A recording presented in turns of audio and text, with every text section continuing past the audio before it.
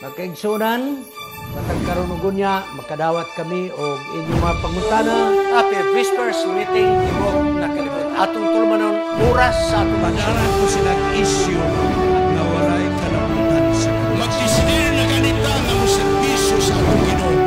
Ang yawa, mangita o pamagi, mo-offer na mura-mura po ug iya sa Diyos. ang inahan kanya aligaran ang napulog sa mga anak. Ako kalimutan tiyon sa Ginoo. Nga ang tanang mga kalisod iyang isukli.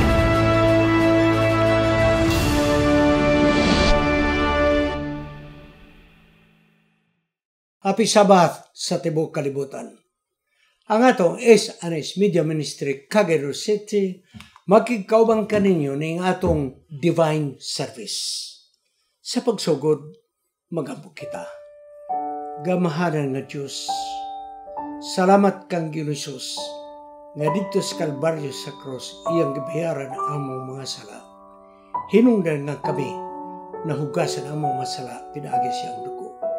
Salamat sa kaluwasan. O balang Espiritu, ikaw makiguuban ka namo. Labi na sa among pagtuon sa libro sa pinadayag. Nga nagkinahanglan kini ug tabang sa balang Espiritu. Mukunsad ikaw sa matag-usa ka namo. Aron mo hayag sa among salabutan ang imong mga pulong. Salamat kay ikaw nagtubag sa among pag-ampo. Sa ngalan ni Jesus maluluwas. Amen. Mga kaigsunan, nahuman naman kita sa libro ni Daniel. Karon magsugod na ta sa libro sa pinadayag. Ang libro ni Daniel, mga kaigsunan, nga atong gitun-an, gikan sa komentary ni Dr. Sravko Stefanovich. Nga kanunay nako gisgutan nga siya akong professor sa seminary sa Old Testament.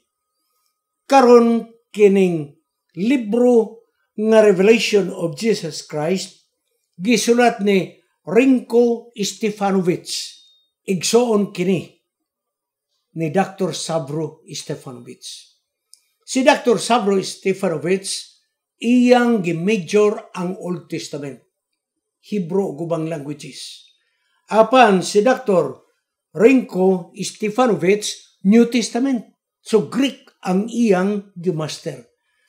Presently, na siya sa Andrews University.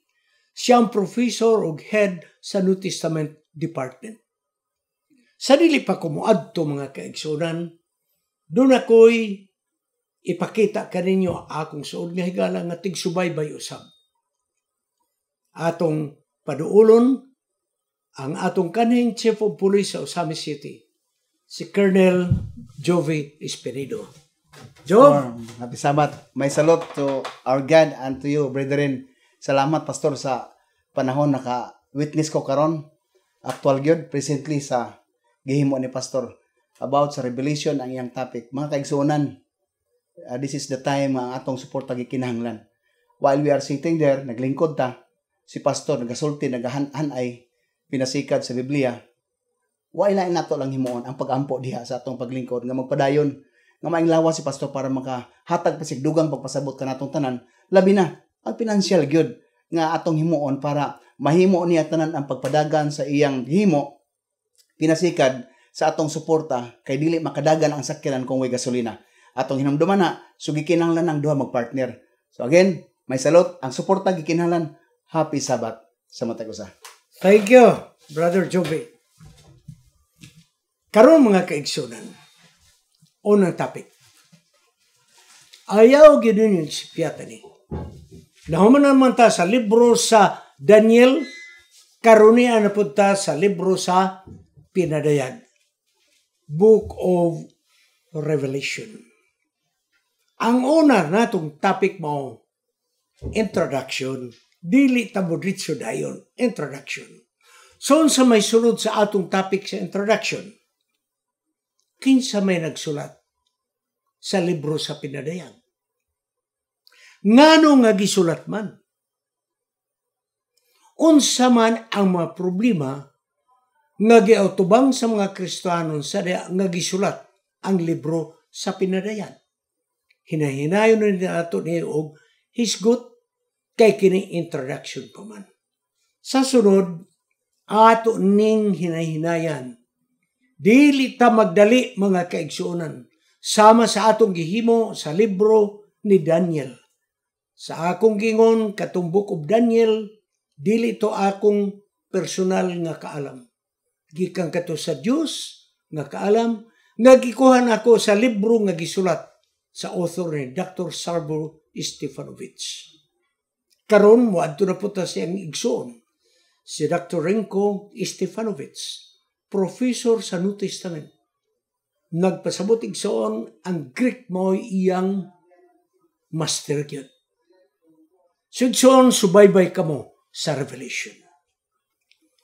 Ang teksto nga atong hatagag pagtagad, makita sa pinadayag 1:1.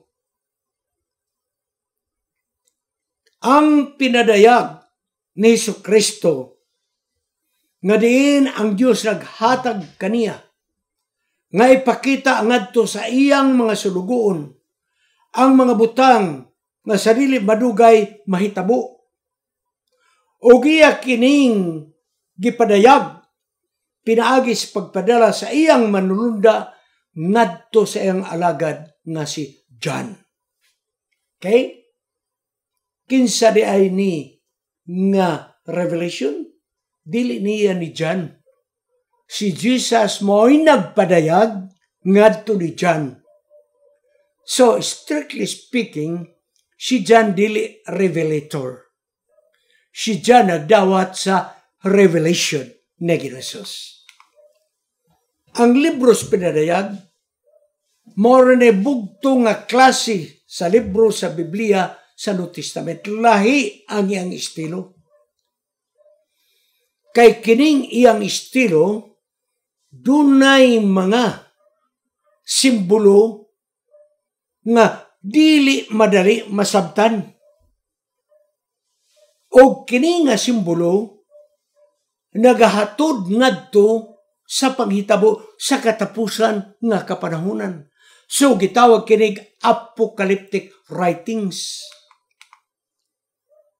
Number 1, kining apocalyptic mga kaigsunan o pagpadayag, nagpadayag din hining libro ang kinatibuk-an nga paglaglag sa mga butang labi na sa kalibutan. So, ang pinadayag, libro kini mahitungod sa kalaglagan sa mga butang o kalaglagan sa kalibutan. Ikaduha, ang purong pinadayag, gamitong kini adjektibo sa noun, ang buti pasabot nga kini mga tagna sa umaabot nga kalaglagan o kalaglagan sa kalibutan. Mao na ang pulong pinadayag. Ang libro sa pinadayag, daghang mga katingalahan nga mga simbolo. Katingalahan nga mga simbolo.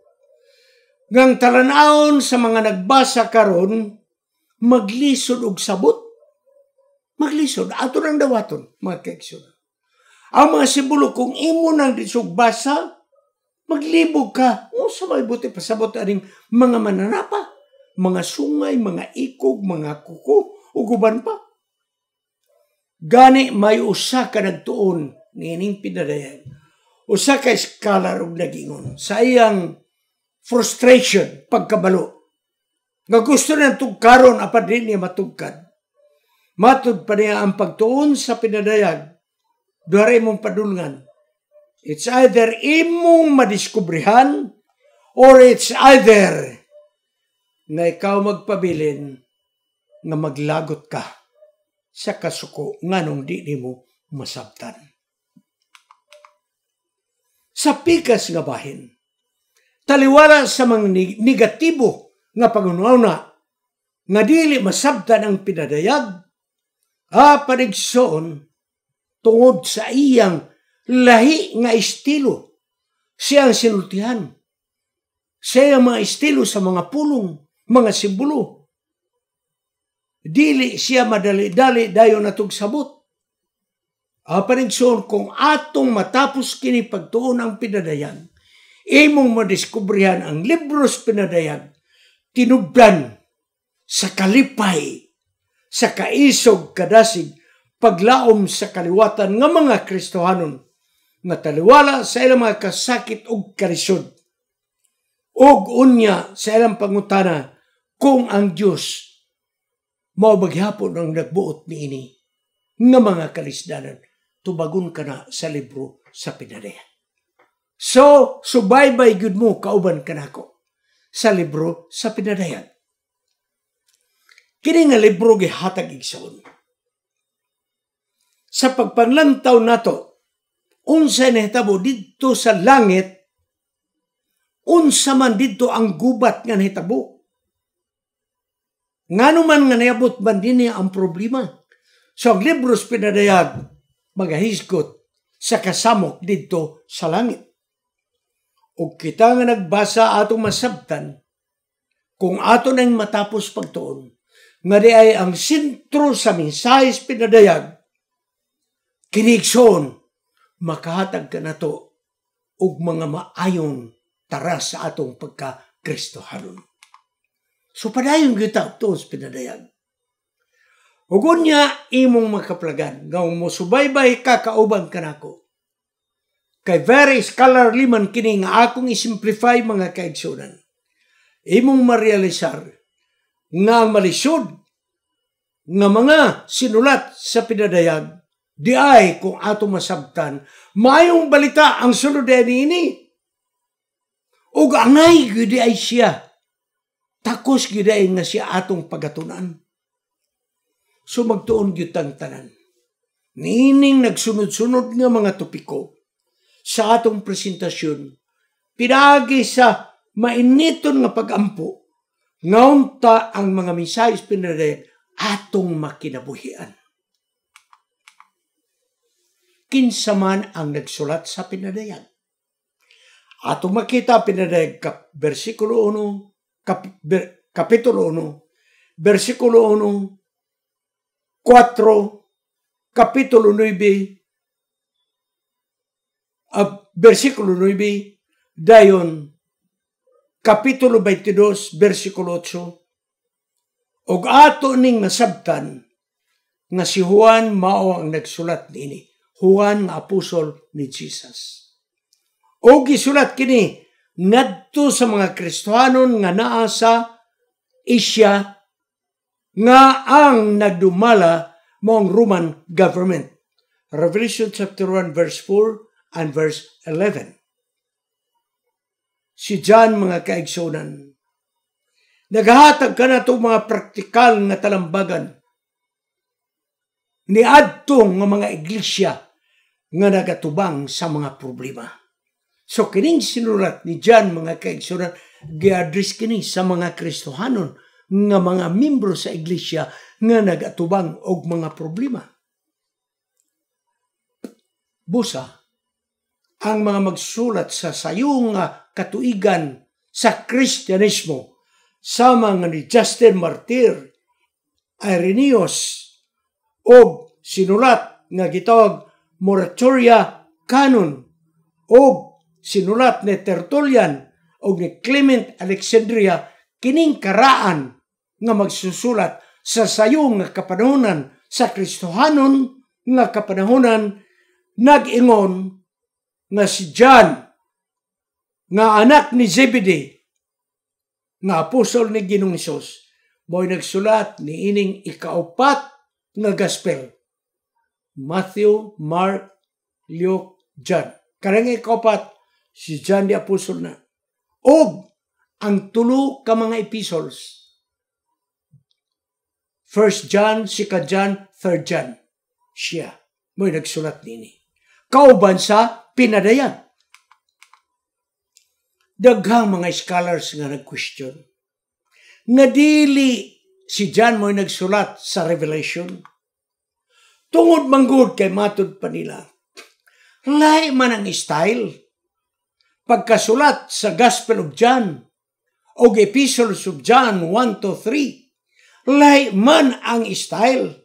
kaysa pinadayag. Busa nag-ingon ang ubang scholars, dili na si John the Apostle mo nagsulat. Nga naman, tungod manggod, kay Book of John, Gospel of John, o ang tulo ka epistles, 1 John, 2 John, 3 John, maayong pagkasulat sa Griego nga pinulungan.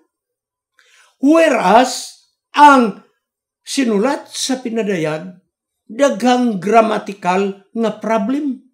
Busa lang yun sila, dili lagi na kang John. Pero igsunay kalimot. Ayaw yung kalimot. Mga kaigsunan.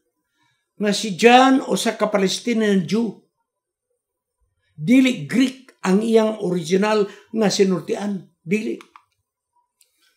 Kadtong Gospel of John, o ang 1 John, 2 John, 3 John, nga sinulat ni John, maayo ang grammar nga imong ikumparar sa Revelation nga daghang grammatical error nga naman. Igsoon, sa pagsulat ni John sa Gospel o Epistles 1-3, wala pa siya gilabay sa isla. O diadtong panahona, dili lamang si John, may uban nga magsusulat nga naay mga assistant or editor, mga kaigsunan. Meaning to say, ang sinulat ni John, i-edit ka na. Doon na siya ay sekretary, mga kaigsunan. Pastor Serrano, kung sana magpamatuod ni mo, nga doon ay assistant o sekretary ni John. Na! Si Pablo usab, na ay sekretary, na editor. Ha? O, admo tuta ni Pablo. Romans 16:22. Muna teksto nga na ay assistant editor ni Paul. 1 Corinthians chapter 1 verse 1.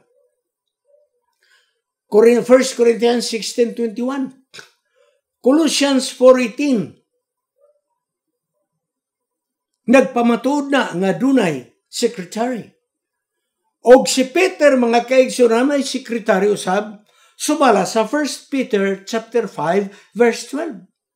Busa ang pagkasulat sa John, Gospel of John, o Epistle John ni John 1-3, maayo ang Greek grammar kay may iyamang editor, mga kaigsunan. Pagsulat ni John sa libro sa Revelation, tuwa siya gilabay sa islas sa Patmos. Walay assistant. Wala. Walay makakoreksyon sa sayop ng mga grammar. Wala. Wala si assistant. Kaya wa mag-apil paglabay ang maong assistant. Minaw-mauto niya, mga kaigsunan. Walay makatabang niya. Apan, adunay panagkasama ang pinadayag og sa sinulat ni John, Gospel of John, og epistles ni John 1-3. Ano yung action? Sa John chapter 1 verses 1-14, gitawag na the Word of God. Sa Revelation chapter 19 verse 13, nag-ingon usab si John, the Word of God. Okay? Sunod. Sa John 1:29 o 36, gitawag si Jesus, the Lamb of God. Sa Revelation chapter 5 verses 6-8, nag-ingon si John, Christ is the Lamb of God. Sunod. Atong makita nga mo rin libro sa New Testament nga gihimong verb ang tabernacle. Sa John 1:14 o Revelation 7:15, ang pulong tabernacle gihimong passive na verb, mga kaigsunan. So atong kutlon among teksto. Kaya pulong tabernacle sa ato pa mupuyo. Pagtukod mo og tabernacle, kaya kumupuyo diha kaninyo. Arita. John 1:14. And the Word became flesh. Si Jesus na. And tabernacled among us. Okay? So, gimong verb ang noun nga tabernacle. Pag tabernacle nga noun, ang structure na building. Pag imong i-passive ang iyang verb, nagpasabot nga siya tipon uban sa unod. And the Word became flesh and tabernacled among us. Og siya puyo kauban kanato. Okay? Aritas pinadayag. Pinadayag City 15. Because of this, they are therefore at the throne of God and serve Him day and night in His temple. And the one sitting on the throne, kaysa man itong nagilkod sa trono, si Jesus, will tabernacle over them. Ang mga linuwas, igsoon. Nagyon ang Pinadayag City 15. Sumala sa literal Berean version nga Bible. O ang nanglingkod sa trono nga mo Jesus will tabernacle over them. Mupuyo kauban sa mga balaan. So igsoon, ang gospel ni John, the flesh, tabernacle among us. O si Jesus, mo tabernacle usab kauban sa mga tao. O gunya, sa John 7:37, second part nagingon, sa katapusan ni adtong maong selebrasyon sa dakong adlaw, si Jesus mitindog og misinggit og mingon, bisag kinsa kaninyo ang gihaw, umari kamo og moinom. If anyone thirst, let him come to me and drink. Mga kaigsunan, si John, mga kaigsunan, nagsulat usab. Nga bisag kinsa ang gihaw, muduol kamo kanako. Okay? So karon mga kaigsunan, si John didto nagsulat sa Book of Revelation sa Patmos. Batuon nga isla. O didto siya sumala sa mga historian. Nagtrabaho siya forced labor. Pinaagi sa Roman authorities. Kauban sa mga binilanggo. Giaplabay sila dito sa isla. Og nagkuwari sila og limestone, mga kaigsunan. Sama sa dakong prisuhan sa New York nga gitawag Alcatraz. Nga mga ngilngig nga bilanggo dito bitang sa gamay nga isla nga prisuhan sa Alcatraz nga di makalayas tungod kay lisod ang tubig tabukon. So mga kaigsunan, ani adini, kanang isla literal yun na. Muna ang bag-o o karuna na picture. Gipicturan. Karang isla mo ng Patmos. Diha siya gilabay. Kano sa man na sulat ang libro ni John? Nagyon din because of the word of God and the testimony of Jesus. John 1:9. So din na pamatawad nga si John mo ay nagsulat dito sa Patmos. Dili klaro gyud. Kay kato mga istorya na itong akong hisgutan nga siya ni apel sa labor. Forced labor camp. Dili klaro. Kung siya gilabay ba tungod sa persecution o ka voluntaryo nga missionary sa mga bilanggo. Di isa na ito maklaro na, mga kaigsunan. Apan, ang sayo ng mga sinulat sa mga Kristiyano nga magsusulat, nagaingon nga si John, mga kaigsunan, gilabay sa otoridad sa Roma dito sa isla sa Patmos. Wala na isgutok kung labor camp batog dili. Ug sumalas sa mga writer igsoon sa sayo ng mga Christian era, nagingon nga si John gilabay sa kapanahunan sa Roman Emperor nga si Domitian. O gunya, kininhetabo sa AD 81 to 95. AD 91 to 95. Mao na ang pitsa nga gisulat. Apan gi-release ra siya, gibuhian ra siya sa bagong emperador nga mao si Nerva, o gipabalik siya didto sa dapit sa mga taga-Efesos. Didto sa gipabalik. Balik ta didto sa Patmos. Si John nakadawat og panan-awon nga gipadayag. O gisultian siya nga imo nang isulat sa linukot. O imo nang ipadala kini yung mga talambagan ngadto sa mga simbahan sa Asia. Pinadayag 1:11. So ang tuyos pinadayag, firstly, tambag sa mga kaiglisyahan sa Asia, mga kaigsunan. Ngano nga gipadada magtalambagan?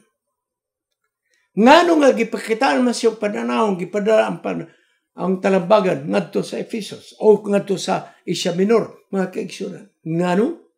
Tungod kay mga iglesia nga napundar didto sa Asia, nagkasamok, nagdako ang problema sa iglesia, mga kaigsunan. O ang mga problema nga giatubang sa mga iglesia, problema sa sulod o problema sa gawas.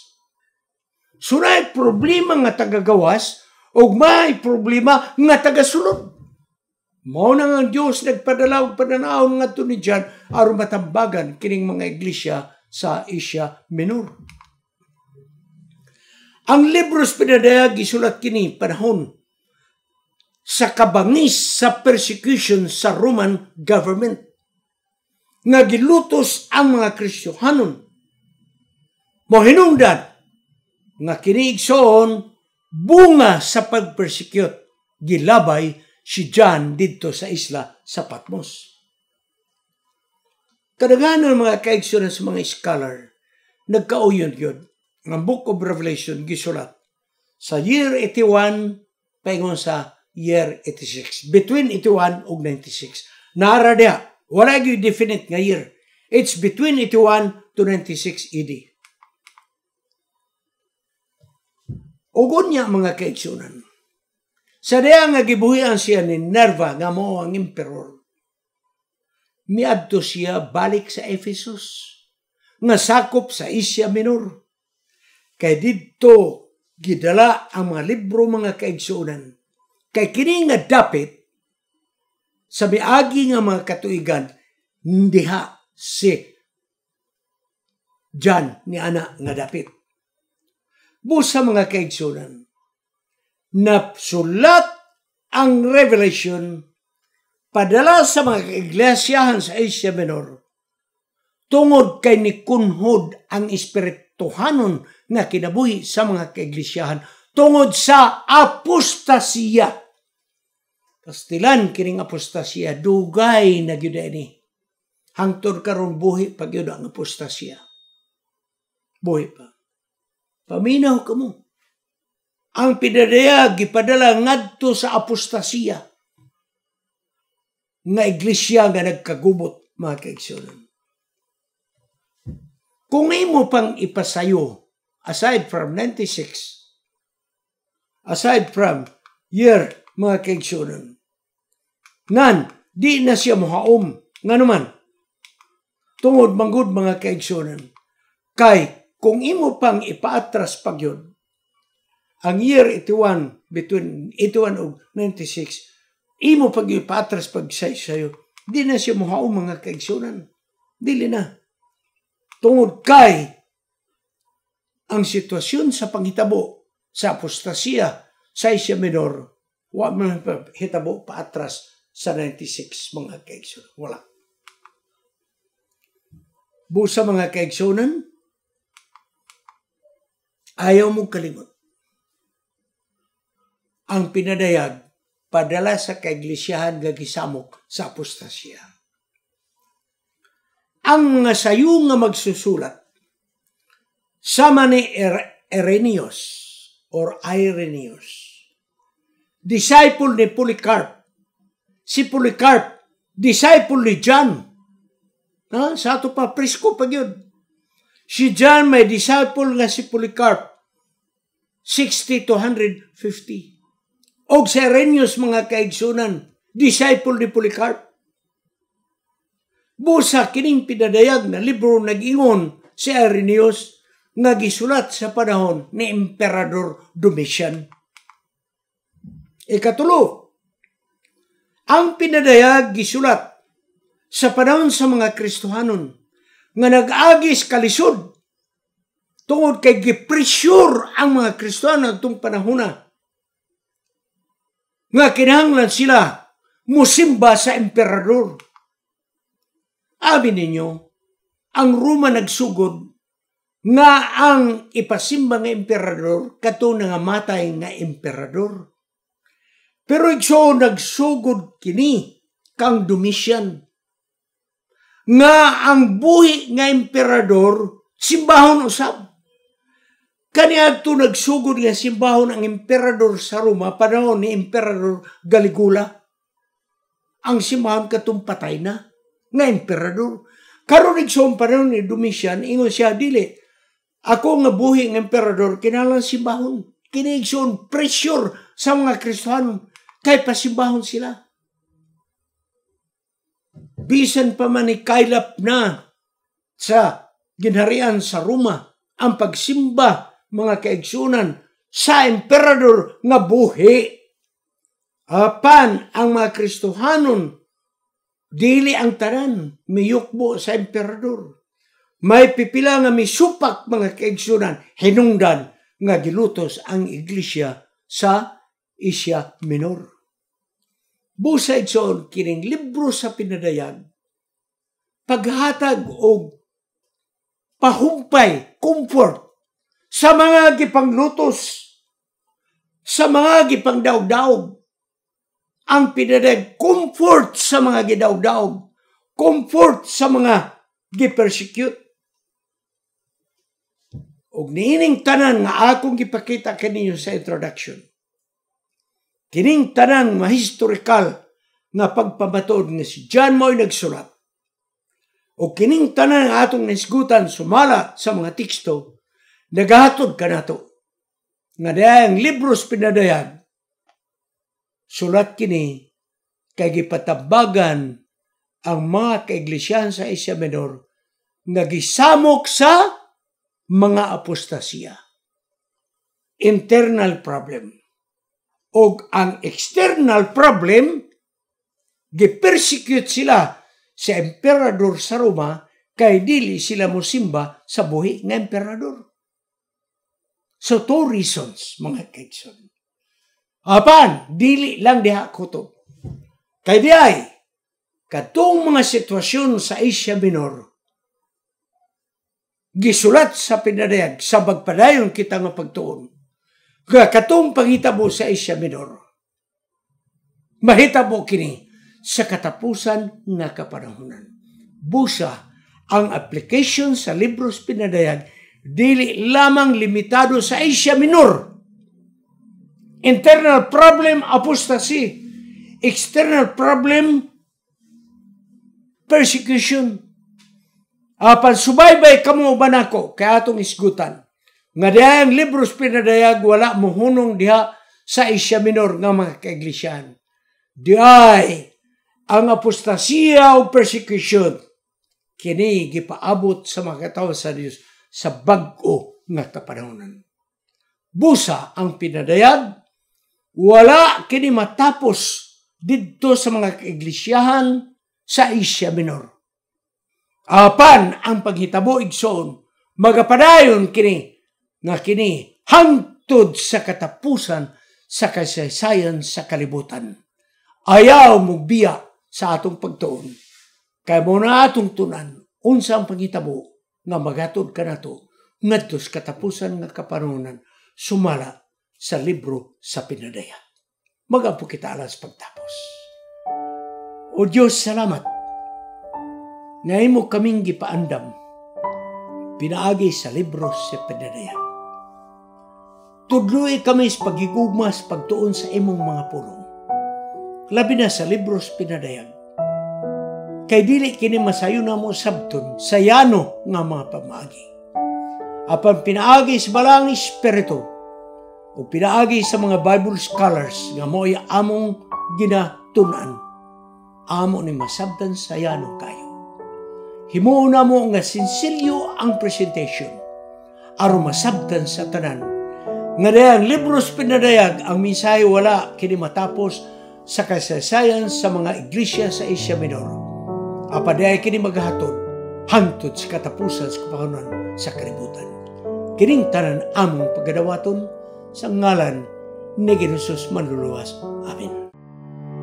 Kining inyong higala, si Pastor Wendell Munggaya Serrano, nga inyong igsoon usab, magkapadasig sa matag sa kaninyo sa pag-like, pag-share, labaw sa tanan sa pag-subscribe sa atong YouTube channel ng pangalan Wendell Munggaya Serrano, ug ayaw kalimot sa pag-click sa notification bell hangtod sa sunod nga higayon magkita na usab kita.